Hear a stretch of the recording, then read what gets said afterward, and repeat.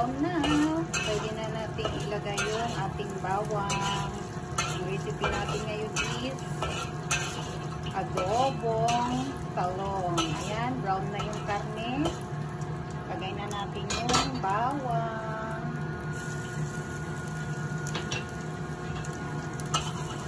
Isa-isa.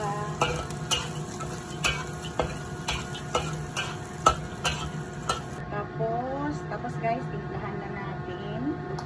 Lagyan natin ng pepper powder. Lagyan natin ng chicken powder. Tapos dagdag ng sarap guys, lagyan natin ng cooking wine. Haluin.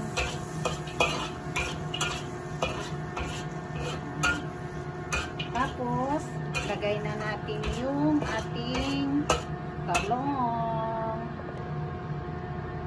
Ayan guys, lagay na natin yung ating talong. Tapos, halu-haluin na natin guys. Ayan. Halu-halo.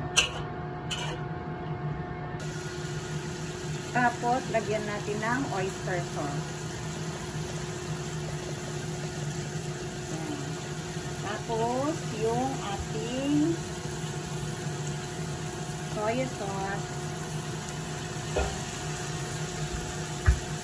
Tapos, halo-halo guys. Tayin lang natin hanggang magtubig.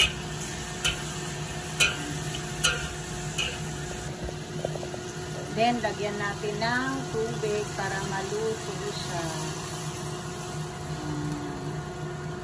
Tapos, halo-halo natin ulit.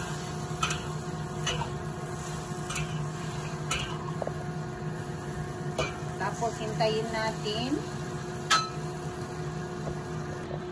Takpan natin ng 5 minutes. Ayan. At syempre, adobo dapat may suka. Black vinegar ang nilagay ko guys. Halo.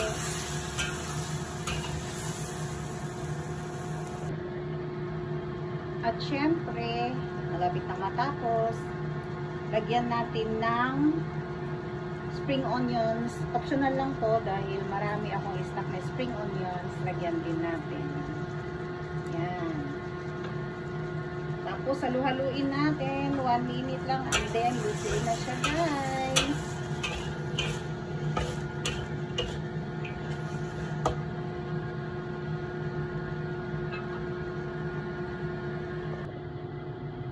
So, ayun na po guys, luto na po yung ating adobong talong.